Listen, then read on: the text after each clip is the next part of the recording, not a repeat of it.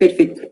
Quisiera, por favor, consultar a la sala si mi audio está bien para no tener ningún percance y la presentación y exposición pueda ser bien escuchada. Sí, doctora, se lo oye nítidamente. Cuando usted guste. Muchas gracias. Bien, en principio saludar a todos los presentes, agradecerles también al licenciado David por la oportunidad de poder presentar en base a la experiencia que mi persona tuvo en cuanto a estar a cargo de la coordinación del subcomité de bioseguridad y salud ocupacional que tenemos en el Instituto de Gastroenterología Boliviano-Japonés de la ciudad de Cochabamba. Mi presentación se va a basar con una introducción, con un preámbulo en base al Reglamento Nacional de Bioseguridad para Establecimientos de Salud.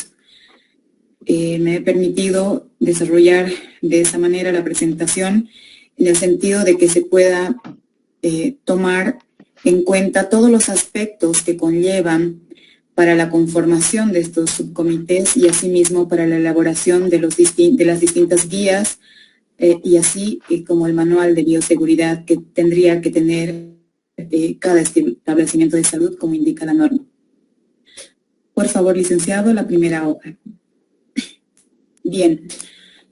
En cuanto a las condiciones generales, todos los hospitales tienen que considerar que la bioseguridad e higiene debe ser una condición de empleo. ¿En qué sentido? En el sentido de que todo el personal de salud, empezando desde la MAE de la institución, terminando en el portero de la institución, si así se quiere, está expuesto a muchos riesgos, entre ellos un riesgo biológico, porque, como todos bien sabemos, a un hospital acuden pacientes con distintas patologías.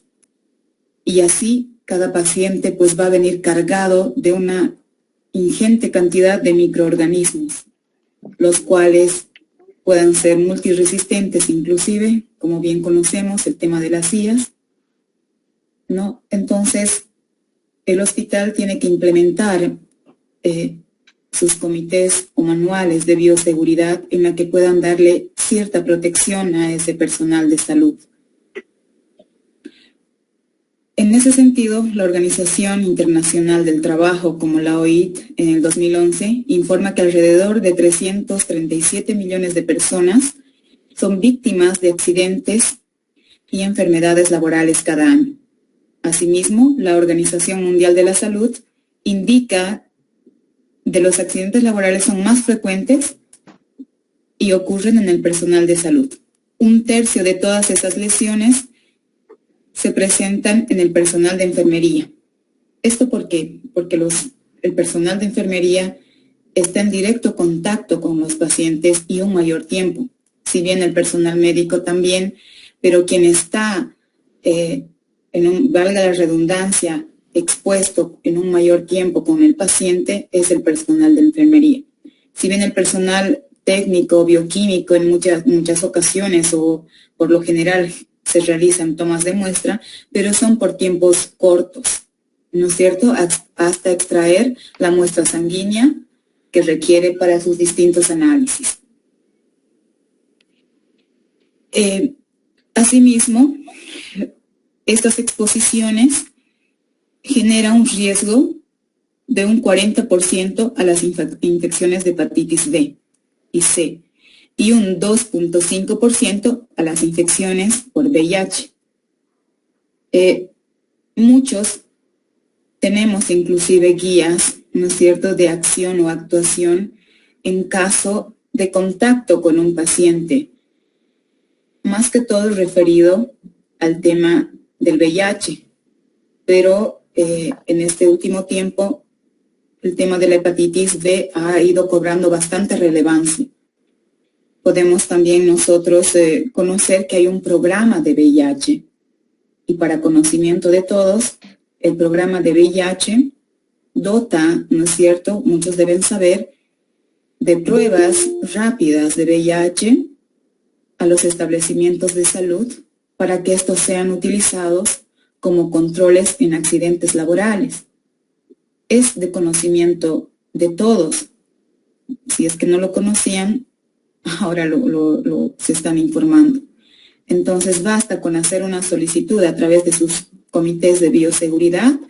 Se hace llegar la solicitud al programa de VIH para que estos doten de estas pruebas rápidas para que sean de uso del personal que haya tenido algún riesgo laboral, ya sea por un pinchazo o una cortadura o un contacto con fluidos. Sabemos muy bien, ¿no es cierto?, cuál es la actuación frente a estas situaciones, pero por protocolo del Ministerio de Salud se tiene que hacer un control al paciente y también al personal accidentado. Pero estos datos nos llaman la atención de sobremanera. ¿En qué sentido? En el sentido de que también se tiene que implementar pruebas gratuitas y de acceso de hepatitis B para el personal de salud. Tienen que ser incluidas. Y una de las cosas que se han incluido en el Instituto de Gastroenterología son pruebas rápidas de hepatitis B para actuar en los casos de accidentes laborales, ya sea por accidentes por punzocortantes al personal de salud, porque los datos son claros, ¿no es cierto? Y ya que más del 40% corresponde a infecciones por hepatitis B y un 2.5% por infecciones por VIH. Siguiente, por favor. Ahora, justificación. ¿Por qué es importante implementar comités de bioseguridad y salud ocupacional? Podría también yo implementar, simplemente me he restringido por el temario. ¿Por qué es importante que en cada establecimiento de salud se tenga que implementar estos comités o subcomités? Para precautelar la salud física, reducir los riesgos biológicos, riesgos químicos, riesgos físicos y riesgos ergonómicos del personal de salud. La norma boliviana indica a todo el personal de salud que esté en un establecimiento de salud. Ojo, que no restringe si tiene ítem o si es de contrato. Indica al personal de salud. Una vez que se haya formalizado el documento de contrato entre el personal, ya sea consultor en línea o otras formas de contrato, ese personal se integra al equipo del establecimiento de salud. Por lo tanto, las normas vigentes en nuestro estado boliviano también cubre a estas personas. Y algo que se ha ido olvidando son estos temas que el mismo personal desconoce, derechos en cuanto a la protección, a la bioseguridad. Y obviamente ha tenido un auge, si así se quiere, en esta pandemia, donde todos probablemente hemos abierto los ojos o nos hemos enterado que hay normas específicas de bioseguridad y reglamentos y leyes, en esta última ocasión, la ley de higiene, seguridad laboral, ¿no es cierto?, que nos protegen como personal de salud. Y muchas veces por desconocimiento, pues callamos o omitimos, y muchas veces que cuando hay un accidente laboral, uno se pincha, hasta cuando ha sido interno, prefiere callar y no comunicar, porque siente que es su culpa, y no es así. Para eso se han hecho muchas normas en Bolivia para precautelar la bioseguridad del personal de salud. Y algo también aquí es importante, también se habla de los pacientes, no solo del personal de salud, porque si el personal de salud omite muchas normas de bioseguridad, va a poner en riesgo a todo su entorno, va a poner en riesgo a los pacientes que acuden a un establecimiento de salud, va a poner en riesgo también a sus familiares, porque por no aplicar las normas de bioseguridad, pues va a llevarse seguramente muchos agentes patógenos a su casa y a la larga van a desencadenar en problemas graves de salud. Y también porque es importante para cumplir con las distintas normas y leyes referidas a la bioseguridad, higiene y salud ocupacional. Por ejemplo, la aplicación de la norma boliviana de bioseguridad en establecimientos de salud están fundamentadas en la Constitución Política del Estado, en el Código de la Salud, el Decreto de Ley General de Higiene y Seguridad Ocupacional y Bienestar el número 16998, el decreto de ley 15629, el Código de Salud, las normas técnicas bolivianas y sus respectivos reglamentos. ¿No es cierto? Entonces, tenemos muchísimas leyes que nos protegen, pero que muchas veces es de desconocimiento. Y este curso es justamente para poder interiorizarnos de todas estas leyes que nos amparan y nos protegen y debemos cumplir como personal de la salud. Siguiente, por favor. El propósito. ¿Cuáles son los propósitos de todas estas normas que se han generado o que están vigentes en nuestro país? Es implementar documentos base para la conformación de comités de bioseguridad y posterior elaboración de manuales y guías de bioseguridad que sea de aplicación y así concienciar al personal de salud sobre las normas de bioseguridad, así como a la población que acude en los establecimientos de salud. Yo les comento una experiencia en esto del COVID y me imagino que muchos centros hospitalarios han aplicado esto. Antes, si bien, al menos por la experiencia en el gastro, se hacían de cuidados, lavado de manos, las normas de bioseguridad, el uso correcto del barbijo, los gorros inclusive, pero el personal no tomaba ese interés, ¿no?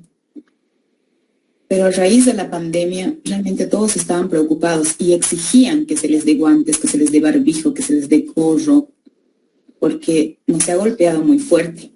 Antes no hacían esta exigencia, ¿no? Segunda cosa, antes se obviaba un poco a la situación del paciente. Y en esta pandemia, lo que se ha hecho en el Instituto de Gastroenterología es por el micrófono de todo el hospital empezar a hacer repetitivas cuáles son las normas de bioseguridad que se emitían, por ejemplo,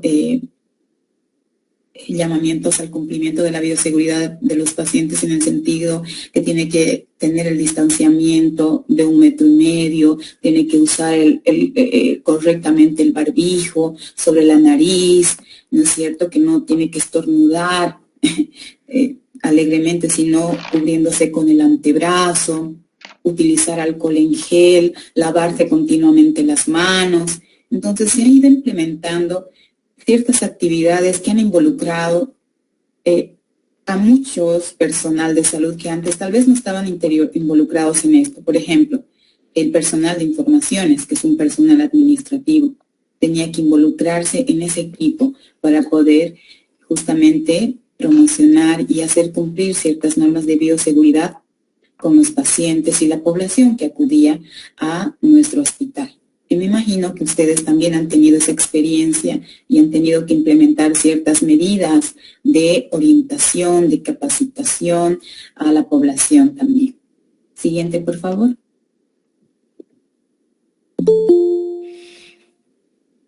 No podemos hablar de implementar un subcomité o un comité de bioseguridad en un establecimiento de salud sin antes conocer cuáles son los principios de bioseguridad. Las personas que están participando en este curso, a lo largo de todo este curso, tienen que, por tener el certificado, les van a decir, ustedes conocen qué es bioseguridad, ¿no es cierto? Entonces, para ello debemos conocer cuáles son esos principios de bioseguridad. Por ejemplo, uno de los principios es la universalidad. ¿Qué es la universalidad?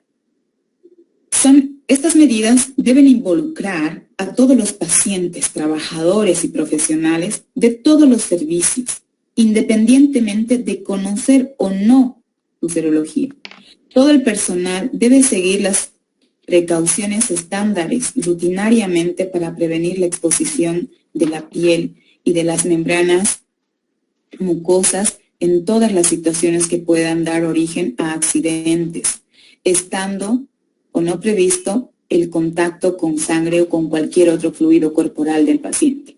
Estas precauciones deben ser aplicadas para todas las personas, independientemente de presentar o no cualquier patología. ¿Qué significa esto? Significa que prácticamente tenemos que tomar en cuenta que todo fluido corporal presenta un potencial riesgo biológico o es potencialmente patógeno, ¿no es cierto? Es lo que conocemos, al menos los que trabajamos en laboratorio siempre nos repiten que cualquier fluido puede ser potencialmente patógeno, en el sentido de que uno, al estar en contacto y no tomar las previsiones o no tener las barreras de bioseguridad, podemos estar teniendo ese riesgo de contagio.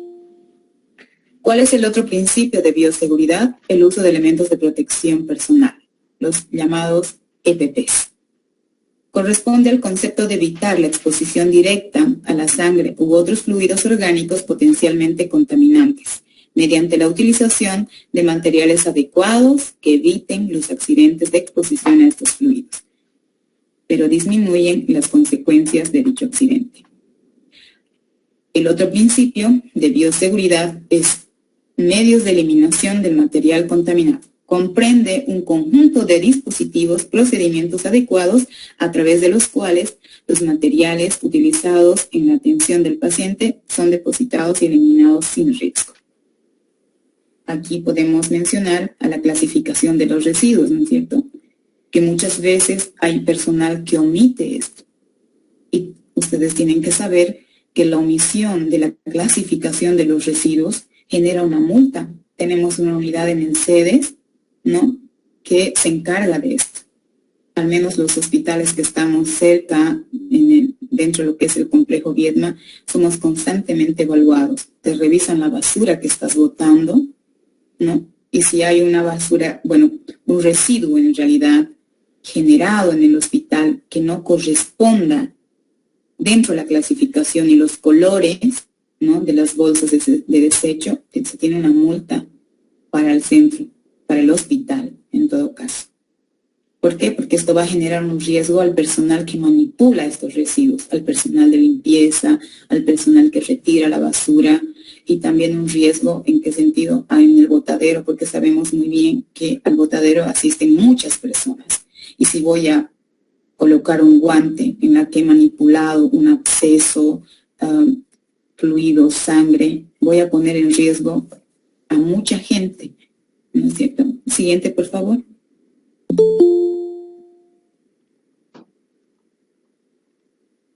Precauciones universales.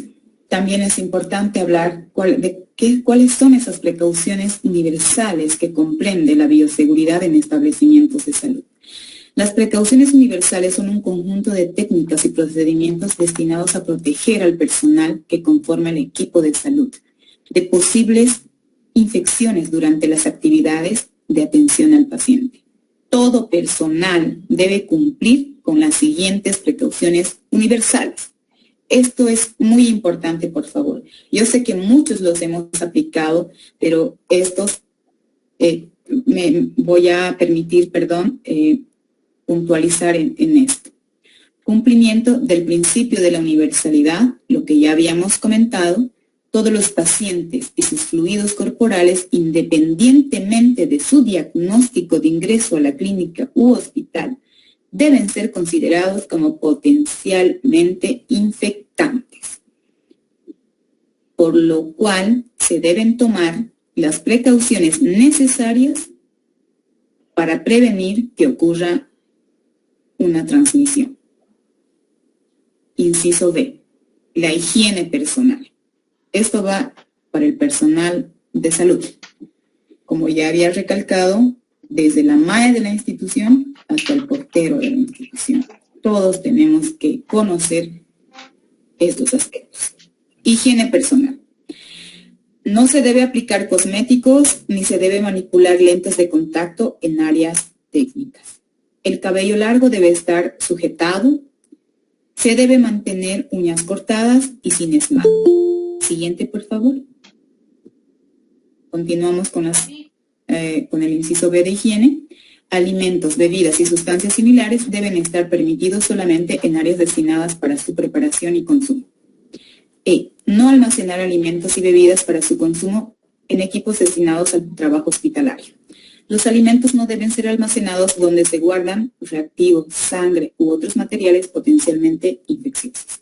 No se debe fumar en áreas de trabajo. No se deben usar anillos, aretes, relojes, pulseras, collares y otras joyas en áreas técnicas, si existe el peligro de que ellos sean atrapados por algún equipo o contaminados por sustancias infecciosas o químicas. Y las pertenencias del personal, ropa y cosméticos deben ser colocados en áreas libres de contaminación. Si se dan cuenta, todos estos aspectos los conocemos, ¿no es cierto? Y muchas veces omitía estas cosas porque no consideraba el riesgo. Pero con la pandemia, muchos nos hemos sensibilizado y hemos visto los riesgos, ¿no?, de omitir estas normas. No sé si hay personal bioquímico acá en la sala. Ustedes saben muy bien que dentro de la habilitación de laboratorios hay ciertos puntos que he tocado que son tomados en cuenta, ¿no es cierto?, al momento de la habilitación de laboratorios. Por ejemplo, el tema de las pertenencias del personal. De acuerdo a la norma ISO 15189, tiene que haber un vestidor, pero muchos hospitales han quedado chicos, hemos quedado realmente rebasados. ¿Por qué? Porque la infraestructura no ha sido renovada desde hace muchos años. Pero ¿qué nos toca a nosotros como personal? Solo decir no hay, no tengo, no se hace. Lo que nos toca al personal, conociendo esto y para precautelar nuestra salud, optimizar espacios, en lo posible tener o aislar un ambiente chiquito del que nos han asignado para los vestidores, ¿no es cierto? Y tomar estas medidas de bioseguridad en cuanto al lavado de manos y demás, no por la institución, sino por el mismo personal y para resguardar su salud. Siguiente, por favor. Inciso C, el lavado de manos. Se debe realizar en todo momento que exista riesgo biológico, según y cumplir la norma de la OMS. Conocemos muy bien los 5 momentos, ¿no es cierto?, de acuerdo a la norma según la Organización Mundial de la Salud.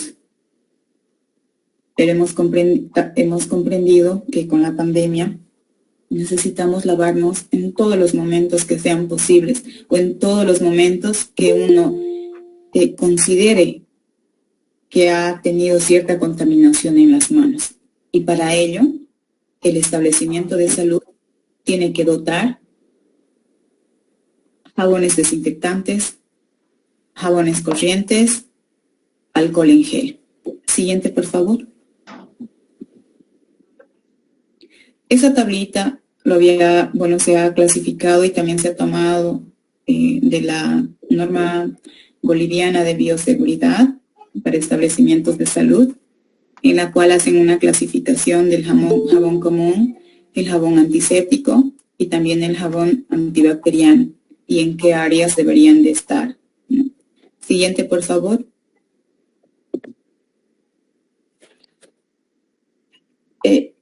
Equipos de protección personal. Es importante también hablar de los equipos de protección personal cuando hablamos de bioseguridad y si estamos encaminados a crear o fortalecer los subcomités o comités de bioseguridad, porque todos estos puntos tienen que estar establecidos en su manual de bioseguridad. Empezar a definir qué son los equipos de protección personal, en qué se clasifican y cuáles son estos, ¿no? Por ejemplo, dentro de los equipos de protección personal tenemos las barreras físicas, a los barbijos. Dentro de los barbijos sabemos que hay una serie de clasificaciones. Barbijos quirúrgicos, barbijos que KN95, los barbijos N95, que los hemos conocido muy bien durante la pandemia y sabemos y debemos saber la función que cada uno de estos cumplen y en qué momentos los podemos usar. Los guantes, sabemos muy bien, también tenemos guantes de de látex, guantes de nitrilo y guantes de vinilo, batas o mandil, lentes protectores, batas y delantales impermeables, zapatos o botas, gorros. Ojo, que en los zapatos o botas tenemos que tomar en cuenta que tienen que ser zapatos adecuados para el trabajo en el personal, para trabajo dentro de una institución de salud. Tienen que ser cómodos, tienen que ser antideslizantes, es por eso que también se exige que sean zapatos de cuero, ¿no es cierto? Porque los famosos Crocs generan mayor riesgo, porque en un piso mojado puede haber algún accidente, ¿no? Siguiente, por favor. Barreras químicas. Dentro de las barreras químicas tenemos a los antisépticos. Y quise hacer hincapié en esto para que también podamos de alguna forma refrescar los conocimientos o tal vez informarnos también en cuanto a la definición tal de qué son los antisépticos. Son compuestos químicos con efecto antibacteriano que se pueden aplicar localmente de forma tópica en la piel sana. En general, el uso del antiséptico está recomendado para los siguientes procedimientos: disminuir la colonización de la piel con gérmenes, lavado de manos habitual en unidades de alto riesgo. ¿Cuáles son esas unidades de alto riesgo? Laboratorios de microbiología, la unidad de emergencia, porque a emergencia van a llegar pacientes críticos, ¿no es cierto?, en la que va a haber fluidos que no van a poder probablemente ser controlados por el mismo personal, que van a impregnarse, qué sé yo, el mandil, y sabemos muy bien cómo suceden estas cosas, el personal que trabaja en instituciones de salud. También las unidades de terapia intensiva, que muchas veces los pacientes se complican por una sepsis, por microorganismos altamente resistentes. Entonces tenemos que tener esos antisépticos en esos lugares. Los alcoholes, el famoso alcohol, ¿no?, al 70%, que en la pandemia, se ha disparado los costos, inclusive había un desconocimiento por el mismo personal que trabaja en una institución, en un establecimiento de salud, el tema a qué porcentaje se va a usar estos alcoholes. Por ejemplo, no es lo mismo decir un alcohol al 90% que decir un alcohol al 70%, ¿no es cierto? Van a cumplir distintas funciones. Y realmente daba mucha tristeza pasar por la cancha y las caseritas te decían alcohol purito, y muchas personas, ¿no?, decían, ay, esto es puro, esto me va a hacer bien, me va a eliminar al COVID. Sin embargo, se estaba haciendo otra cosa, ¿no? Entonces, ¿por qué? Porque el alcohol al 96% actúa como un fijador y el alcohol al 75% en esa concentración actúa así como un desinfectante. Entonces, ¿qué son los alcoholes? Su mecanismo de acción corresponde a la desnaturalización de las proteínas, tiene una buena acción contra las formas vegetativas de las bacterias gram positivas y gram negativas, bacilo, tuberculoso, hongos y virus, como la hepatitis D y HIV. Su aplicación en la piel es segura y no representa efectos adversos. Solo se queda, muchos hemos experimentado eso en los hospitales, porque en la pandemia nuestras manos ya estaban recontra secas, ¿no? Es de rápida acción, incluso desde los 15 segundos, que dura por varias horas. Existen 3 tipos de alcoholes útiles como antiséptico: el alcohol etílico, propílico, isopropílico. Siguiente, por favor. Las barreras biológicas o las inmunizaciones. En 2015, la Organización Mundial de la Salud y el Fondo de las Naciones Unidas para la Infancia, UNICEF, se centró primordialmente en la necesidad de garantizar la igualdad en el acceso a las vacunas y a la inmunización. Si nosotros en nuestro país tenemos tantos programas de inmunización desde que un niño nace, para ser un ciudadano boliviano como tal al momento de adquirir su cédula de identidad, las leyes bolivianas obligan a todas las madres a poder inmunizar a sus hijos. ¿Esto con qué fin? Con el fin de precautelar su salud y reducir altos costes en el tema de salud que muchas veces desencadenan al Estado, ¿no? Con el sistema único de salud, por ejemplo, que ahora cubre todo. Y también por precautelar que la población boliviana pues esté saludable. Es una de las funciones que tiene el PAI, por ejemplo. Ahora, esas barreras biológicas, todas estas barreras biológicas también tienen que estar insertas en el tema de los manuales de bioseguridad. Por ejemplo, por norma, todo el personal de salud, todas las personas que trabajan en un establecimiento de salud, tienen que tener sus vacunas contra la hepatitis B. Tienen que portar su carnet y cumplir los esquemas, ¿no? Ahora, la influenza. Se hace una inmunización anual y se debe hacer una inmunización anual. El establecimiento de salud tiene la obligación de dotar de esas vacunas a su personal. Primero a su personal, porque está en servicio de la población. Y esto tienen acceso todos. Basta con una solicitud al CEDES para poder dotar de las dosis correspondientes para el personal. Y este último, el COVID, ¿no es cierto? Que creo que ya estamos en una tercera etapa de la inmunización, o la tercera o cuarta dosis en todo caso. Siguiente, por favor. El último punto, eliminación de residuos. Es parte de bioseguridad. La eliminación de residuos generales en establecimientos de salud debe ajustarse a lo estipulado en las normas bolivianas, la norma 69001 y la norma 69007 y su reglamento, que clasifica los residuos de la siguiente manera. Como les había mencionado, no, la clasificación de estos residuos tiene que ser estricta en sus establecimientos, no solo por cumplir, sino también por precautelar la salud de la población, porque en muchos municipios o en muchas provincias no hay una gestión de residuos de su municipio, lo botan en el basurero común, a veces no se hace ni siquiera una incineración de estos, ¿no es cierto? Entonces se pone en alto riesgo a la población colindante y muchas veces todo esto llega a los ríos por lixiviados, por la lluvia y demás. Entonces, ¿qué nos queda hacer a nosotros? Cumplir estas normas.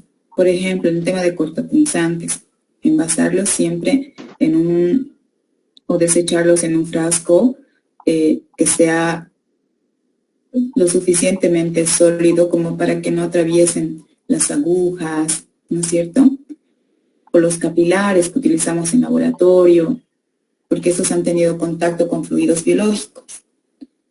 Siguiente, por favor.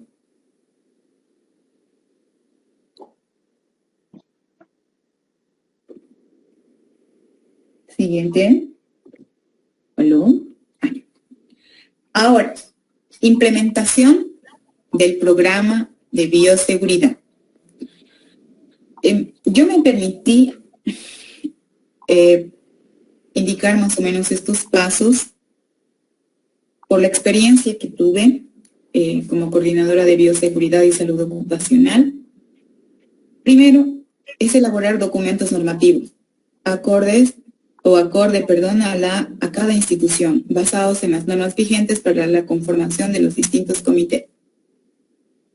Aquí hay una fotito donde dice documentos normativos de comités de asesoramiento del IGBJ, Cochabamba.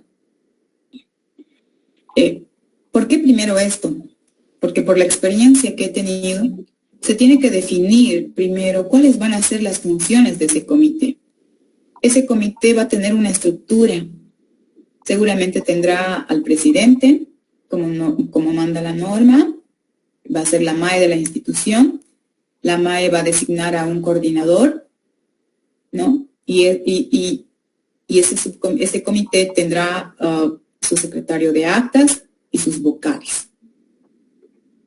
Siguiente, por favor. Y tiene que existir una estructura organizacional. Yo les he compartido. ¿Podemos volver anterior a esta diapositiva, por favor, Licen? Exacto.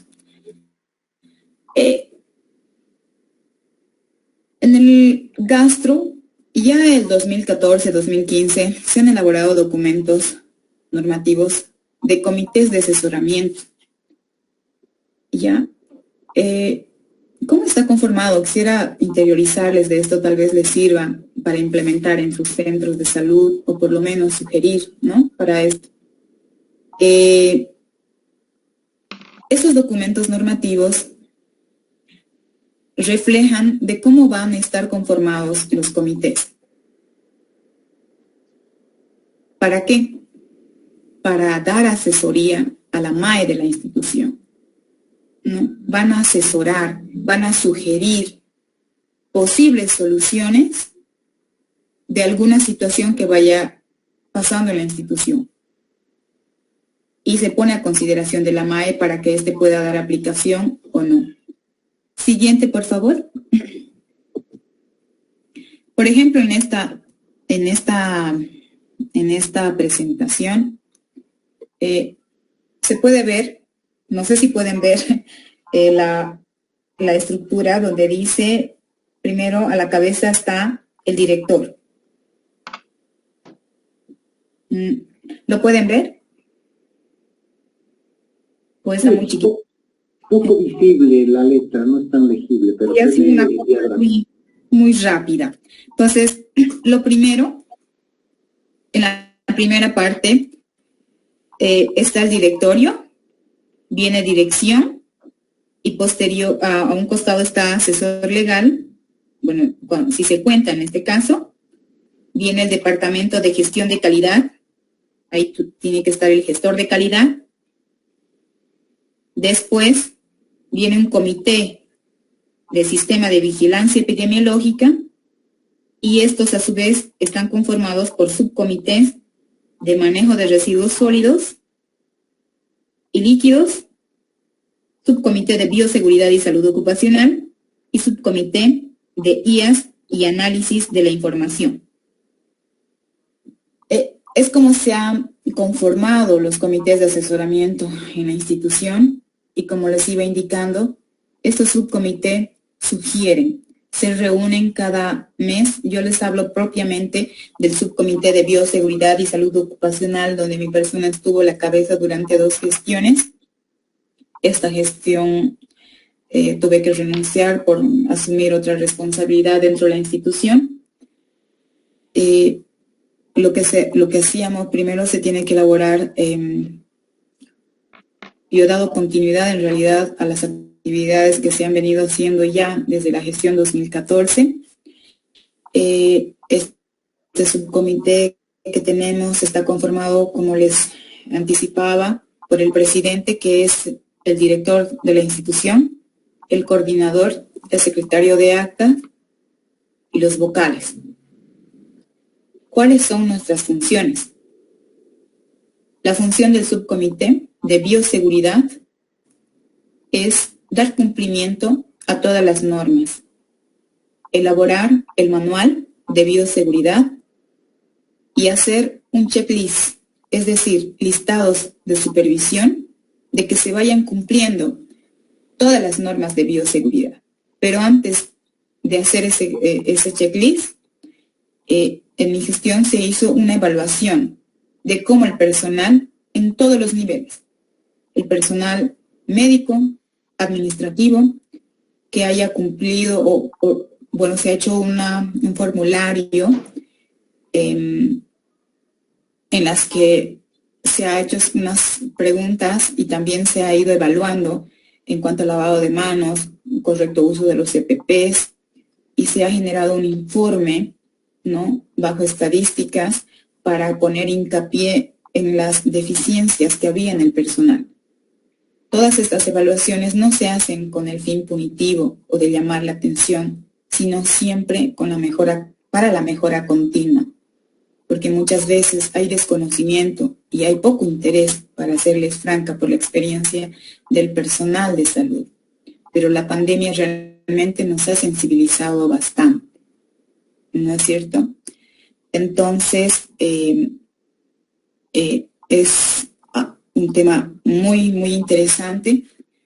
No sé, quisiera la participación también de ustedes para que no sea aburrido esta situación, esta presentación, sino también podamos nutrir de conocimientos. Ya el licenciado había informado que mañana vamos a, por lo menos, hacer un ejemplo, ¿no?, de algunas guías o protocolos de bioseguridad que nosotros hemos elaborado. No es una tarea fácil, es una tarea en conjunto, en equipo, de todo el personal.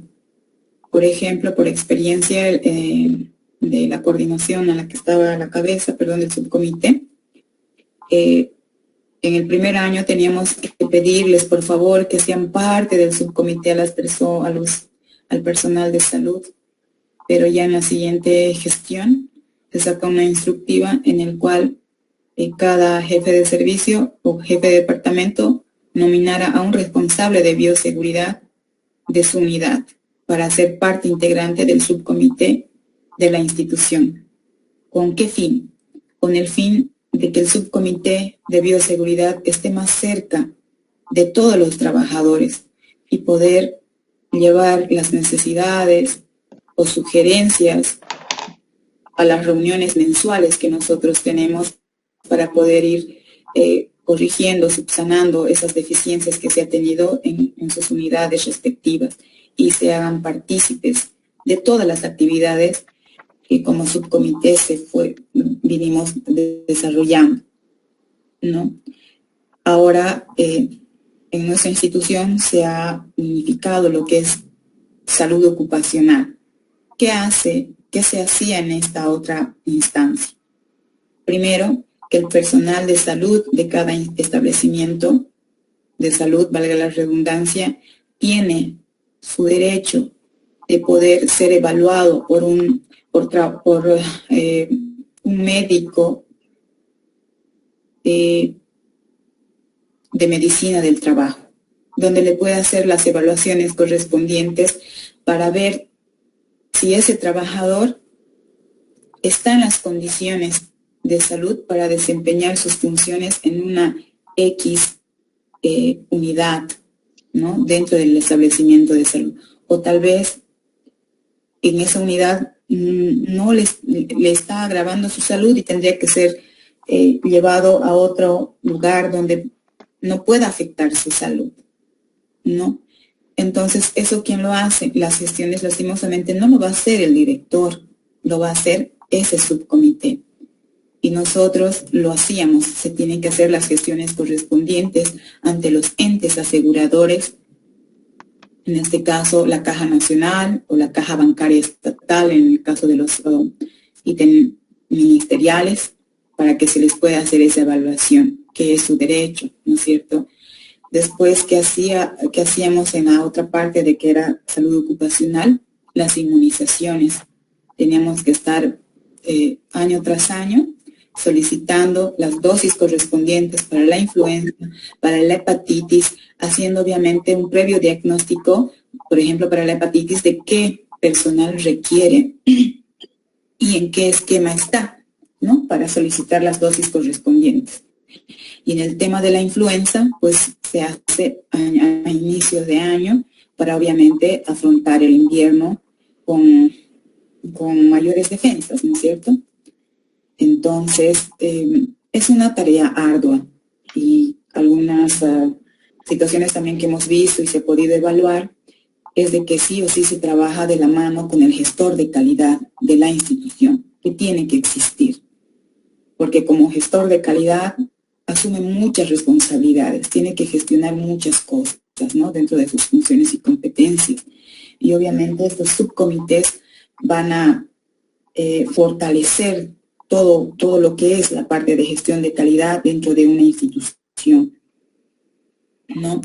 Entonces también algunas deficiencias por las que se ha podido atravesar es de que no se cuenta con un personal dedicado exclusivamente al tema de bioseguridad y salud ocupacional. Ojo, que no estoy hablando del Comité Mixto de Higiene y Seguridad Laboral, que es algo muy, muy aparte, que tiene sus normas, en las leyes está establecido cómo se tiene que desarrollar, que creo que hasta ahorita ni ningún establecimiento de salud a nivel Bolivia que yo sepa se ha implementado. Es una cosa muy, muy distinta, ¿no? Y yo les estoy hablando de temas bien puntuales, de las cosas, de las funciones que desarrolla un subcomité o un comité de bioseguridad y salud ocupacional. Como les decía, algo bien importante en esto para que se lleve a cabo a totalidad es de que se necesita un personal que esté de dedicación exclusiva en ese aspecto. Cuando estaba mi persona de coordinadora, pues asumía la responsabilidad de su trabajo en laboratorio y al mismo tiempo la responsabilidad de coordinación del subcomité en plena pandemia, ¿no? Entonces se han llevado reuniones constantes, tenemos que hacer inclusive la evaluación del tipo de EPP que se estaba comprando, porque había que considerar muchos aspectos técnicos o especificaciones técnicas que realmente certifiquen que va a proteger al personal. O sea, el trabajo es bien arduo y estas personas tienen que empaparse e interiorizarse de toda la normativa existente en nuestro país para así pueda desempeñar de una manera idónea sus funciones. Claro que cada día es un aprendizaje, ¿no es cierto? Entonces, ya en cancha uno ya va pues dando soluciones a muchos aspectos. Esta experiencia, al menos de mi parte, ha sido realmente muy nutritiva, enriquecedora, porque vemos es otro aspecto que probablemente el personal de salud deja de lado, ¿no? Lo que son las normas y las leyes. Como les decía en un principio, estas normas van en beneficio nuestro. Lo único que nos falta es conocerlas, leerlas y poder implementar esos aspectos dentro de nuestros hospitales y siempre con apoyo de lo que son los directores de la institución, porque ellos tienen la última palabra para la conformación de esto. Obviamente, bueno, tal vez no tanto la última palabra, sino que la norma, la ley obliga a la conformación de que al menos se cumplan las normas de bioseguridad, ¿no? Para precautelar la salud del personal que trabaja en esa institución y también de los pacientes. Siguiente, por favor. Bueno, aquí les puse una fotito de lo que es el reglamento para la aplicación de la norma boliviana de bioseguridad en establecimientos de salud. Este reglamento tiene absolutamente todos los pasos que se debe seguir, ¿no? Y qué es lo que tiene que contener inclusive nuestro manual de bioseguridad. Lo único que nos falta es pues conocerlo, leerlo, y las personas que están participando de este curso, yo creo que se van a ir con muchas ideas para poder implementar dentro de sus instituciones. Y tal vez haya alguna participación de alguien, no quiero hacer esto que sea aburrido, sino que sea participativo, tal vez alguna experiencia que nos pueda compartir o alguna duda que espero poder resolver con la experiencia que tuve de ser coordinadora del subcomité de bioseguridad y salud ocupacional de mi institución.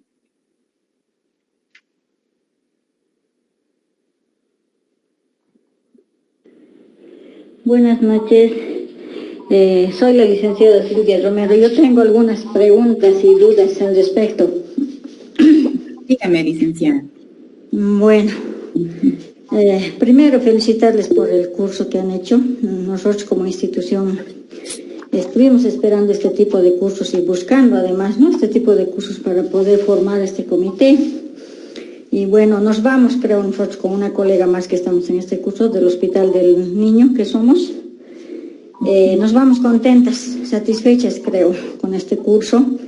porque ya se ha dado un primer paso, gracias a una de las licenciadas que también está en este curso, ya se ha elegido el Comité de Bioseguridad de nuestro hospital. Mi pregunta es, ¿dónde encaja el médico de medicina laboral y el ingeniero que va a estar a cargo junto al médico laboral? ¿Dónde encaja? ¿Cómo hacemos para contratar? Porque yo hace años tuve un documento en mano donde indicaba que cada institución debe contar con su médico laboral, que tiene que estar al pendiente del personal de salud específicamente.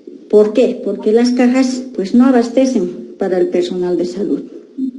No llegamos a tener, si bien alguna vez nos han hecho algún examen de salud, pero no nos ha llegado a satisfacer, ni hemos visto los laboratorios que nos han hecho ni nada. Entonces, ¿con qué estamos tropezando, especialmente en el personal de enfermería? Tenemos personal que tiene problemas de salud. Muchos colegas ya no ven bien. Hay colegas que han quedado con secuelas por el COVID. ¿Y quién nos va a ver? ¿Quién nos va a dirigir? Esa es mi preocupación.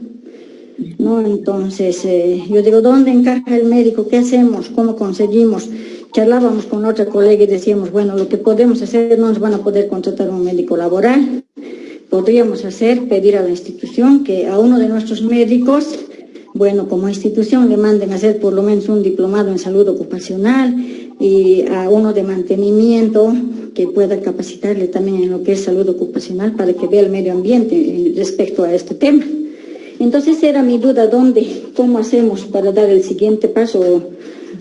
No sé si es licenciada o doctora con quien estoy hablando. Está muy bien, doctora. Bueno, entonces esa es mi duda, mi preocupación. Claro que sí. Gracias por su inquietud. Mire, yo le voy a un poquito interiorizar de cómo hemos trabajado se trabaja en el gastro. Por ejemplo, lo que nos han dicho prácticamente es de que tenemos que exigir a nuestros entes aseguradores de que se haga una evaluación anual de salud ocupacional. Se manda una solicitud al responsable de esta unidad de medicina del trabajo de su ente asegurador para que se planifique un cronograma y que este médico o su staff de médicos puedan asistir a su institución para, de acuerdo al cronograma de cada trabajador, obviamente se hace una lista, ¿no? De cuántos van a ser atendidos por día hasta el último trabajador. Estos análisis llegan a la institución, le van a pedir una serie de análisis de acuerdo a la situación clínica de la evaluación que vaya a hacer el médico de medicina del trabajo. Esos resultados tienen que ser emitidos a la institución con no solo los resultados de los exámenes, sino que esta unidad tiene que hacer un informe pormenorizado, inclusive de la edad que tienen el personal de salud en la institución.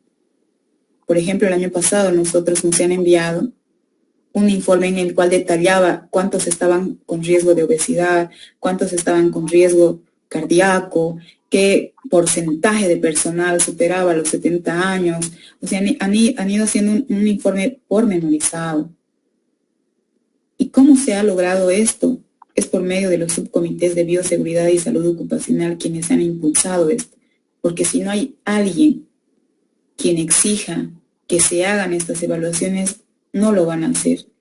Y sabemos muy bien que nuestras instituciones estamos con una crisis económica, al menos eso nos pasa en el gastro. No sé si en alguna otra institución, no creo honestamente que tenga un excedente como para contratar a un personal en sí. Ahora, hay una unidad en el CEDES que también se ocupa de esto, ¿no? Respecto a lo otro, para implementar esto, necesitamos gestores de calidad en cada institución, porque a través de ellos se canalizan absolutamente todo esto.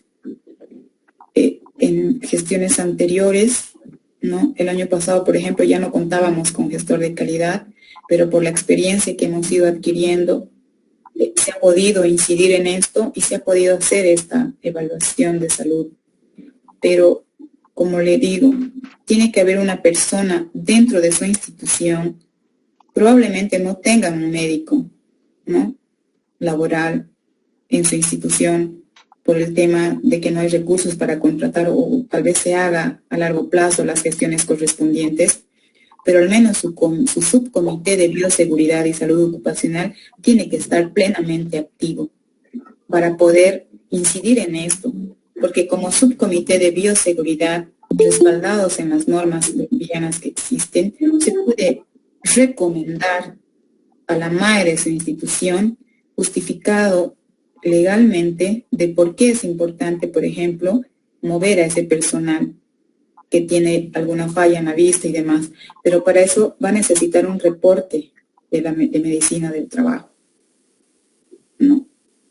Por mi experiencia, lo que yo puedo recomendarle, estimada licenciada, es de que se conforme su comité de bioseguridad y salud ocupacional y a partir de ello se haga un diagnóstico de cómo está el personal, cuál es el riesgo de salud que tiene ese personal y a raíz de eso hacer un informe. Lastimosamente, lo que se queda hablado, se queda conversado, ya sea con una autoridad y demás, se queda ahí. No hay documentos respaldatorios. En la experiencia que he obtenido es absolutamente todo con documentación y hacer reiterativas y reiterativas hasta que se dé cumplimiento o al menos le indiquen de por qué no se puede, qué sé yo, contratar un médico laboral, de que por qué no se puede, si ya se tiene el respaldo necesario mover a ese personal.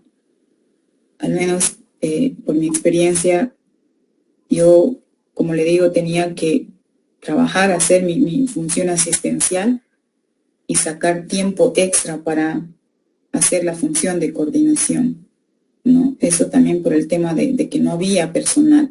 Y como le digo, el primer paso para esto es que conforme su comité de bioseguridad y salud ocupacional, que pueda dar seguimiento a cada uno de estos detalles.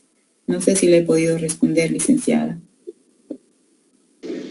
Bueno, sí, creo que ya hemos dado el primer paso de empezar a conformar nuestro comité y bueno, yo creo que a través de este, como dice, vamos a esperar que impulsen, ¿no?, a las autoridades, al director, que es muy importante, además es una normativa a nivel nacional, entonces que se tiene que cumplir. Gracias, doctora. Listo.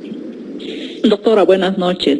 Habla Irma, soy la colega de la licenciada Silvia. Una preguntita, usted dice que ha solicitado a la entidad aseguradora para que venga a hacer la evaluación de salud ocupacional. Exacto. ¿El personal va a la aseguradora o todo el staff de médicos que hacen la evaluación de salud ocupacional vienen a su institución? ¿O cómo fue esa experiencia? El primer paso que se tiene que hacer es a nivel de su subcomité de salud ocupacional, o bueno, bioseguridad y salud ocupacional, se hace llegar una nota a dirección, ¿no?, de su institución, indicando el requerimiento de la evaluación por medicina del trabajo por el ente asegurador. El subcomité de bioseguridad y salud ocupacional tiene que tener acceso a las planillas del personal, ¿no?, de quienes están asegurados en qué ente asegurador.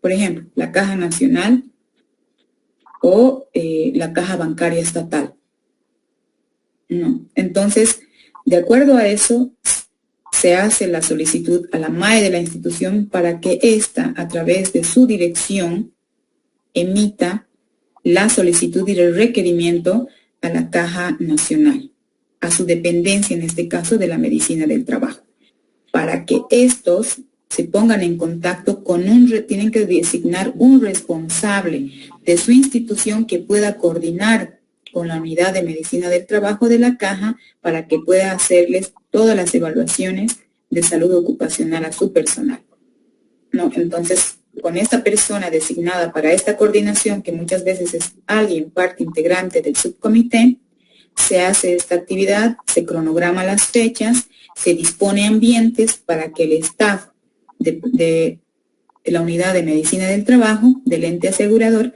pueda aproximarse a sus instalaciones y ambientes designados para que bajo cronograma el personal de salud pueda ser evaluado. Y le van a pedir seguramente exámenes de laboratorio y que también se va a hacer un cronograma. ¿Para qué?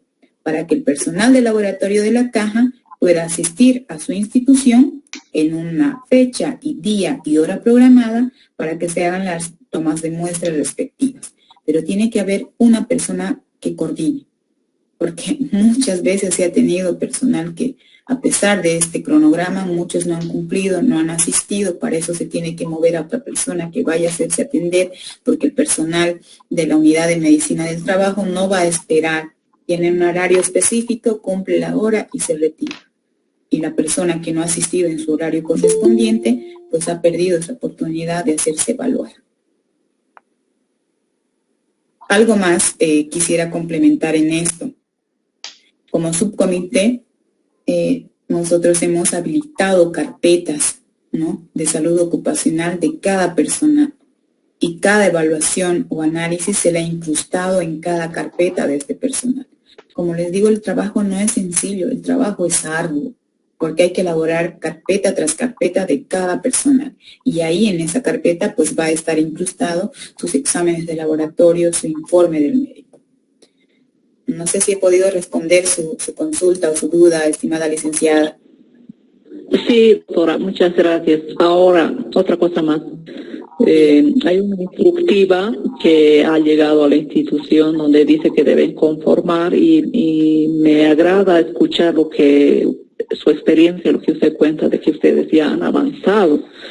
Nosotros estamos todavía en la fase inicial, pero mi pregunta era de que por cada 100 trabajadores debe haber un comité. Y nosotros somos más de 100, como 400. ¿Correspondería conformar unos 2 o 3 comités? ¿O qué nos aconseja, doctor? Tal vez se está refiriendo a la instructiva en la que dice que se tiene que conformar comités mixtos de higiene y seguridad, ¿no es cierto? Sí, doctora. Ya. Estos comités mixtos, le comento que está evaluándose, al menos en nuestra institución, porque igual nos ha llegado, se está haciendo una revisión por asesoría legal, porque la ley de higiene y seguridad laboral, si no me equivoco, es algo muy distinto, ¿no? Porque hay una serie de requisitos que se tienen que cumplir. Nosotros en nuestra institución hemos intentado implementar este comité mixto. Se ha llevado inclusive a elecciones, se ha habilitado ánforas, pero no se ha llegado a concretar. ¿Por qué? Porque tenía que haber, si mal no me equivoco, un 90% de la participación de todo el personal, ¿no? Entonces, esta experiencia que yo que estoy compartiendo son de comités que nosotros ya lo teníamos hace muchos años, que de alguna forma ha absorbido cierta actividad, ¿no? Tal vez de estos comités mixtos, pero ahora está entrando en una revisión con asesoría legal para ver estos aspectos y poder implementar, porque si se quiere implementar como tal, como indica en esa instructiva, va a demorar bastante, porque las funciones son sumamente específicas, inclusive con el fondo de pensiones, de acuerdo a los riesgos laborales que vaya a tener el personal.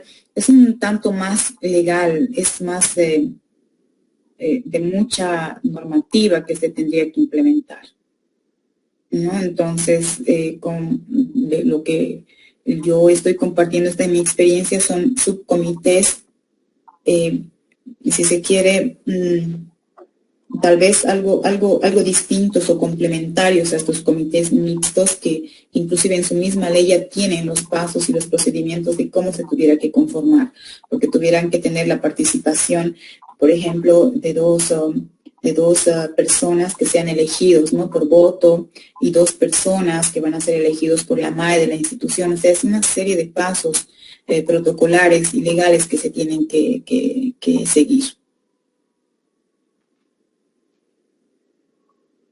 No sé si he respondido su pregunta, licenciada. Ya. No, está bien, doctora. Vamos a... creo que hemos aprendido 10 cosas. Gracias, doctora. No, de qué.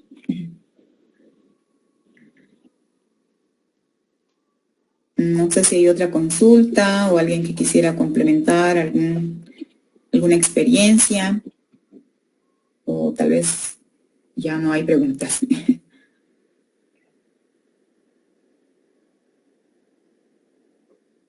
No.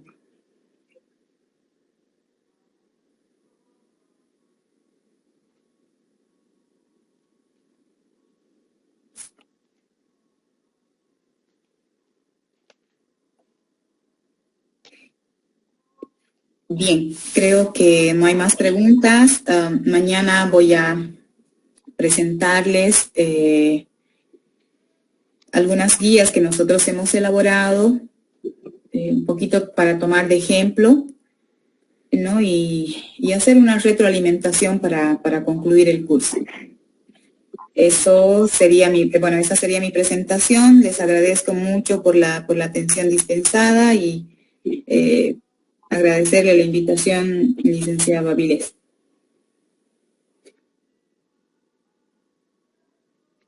Muchísimas gracias, estimada doctora. En realidad nosotros estamos muy contentos de haber recibido tanta información y aclarar a nuestra licenciada Silvia Romero y la licenciada Irma que la razón fundamental por la cual hemos hecho este curso es dar ciertos lineamientos e insumos para iniciar este constructo que es un reto que después de la pandemia se nos está dando fundamentalmente a todo el personal de salud. Hay mucho por avanzar, mucho que aprender y mucho que compartir. Una de las razones también fundamentales de invitar a la doctora Elba Cerrudo y compartir esta experiencia. Queremos que de algún momento la parte conceptual debe aterrizar a la parte operativa para que pueda ser de beneficio para todos y cada uno de ustedes. Y tomar esas lecciones aprendidas que podamos nosotros dentro de esa normativa asegurar como un candado para que mejore su área de trabajo por el derecho mismo que lo corresponde a cada uno de ustedes. Bien, con este pequeño análisis yo les invito a día de mañana para continuar y la doctora pueda desarrollar y mostrar sus documentos con los cuales ha trabajado de manera muy eficaz. Mi estimada doctora, muchísimas gracias a todos y cada uno de nuestros participantes. También muchísimas gracias y será hasta el día de mañana. Muy buenas noches.